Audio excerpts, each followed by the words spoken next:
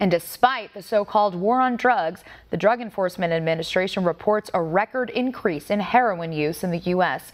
And according to the agency, most of the heroin supply comes from Mexico. One America's John Hines has more from Washington. The number one security threat to the United States may not be illegal immigration or any Middle East terrorist group.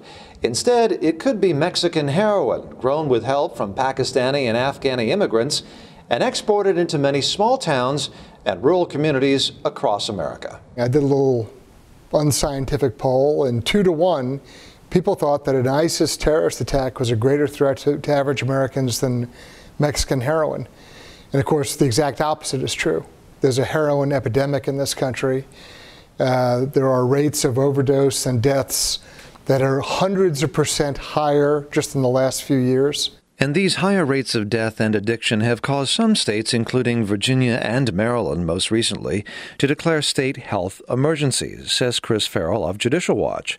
But the heroin threat that starts in the poppy fields of southwest Mexico has a noteworthy geographic influence, according to Ferrell. They've brought in expertise from Southwest Asia, from Pakistan and Afghanistan, not just to improve the quantity and quality of the poppy harvest, which of course nets the heroin, but also they've brought in kind of the second half of the equation are those persons who can provide military training to the cartel armies.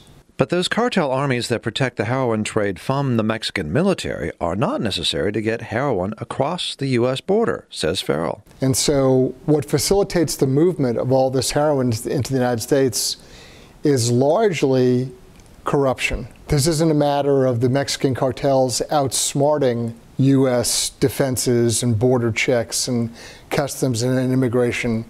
It's the Mexican cartels buying immigration and customs enforcement and border patrol. Ferrell says Judicial Watch has shared information uncovered by its investigation into Mexican heroin cartels with the Department of Justice.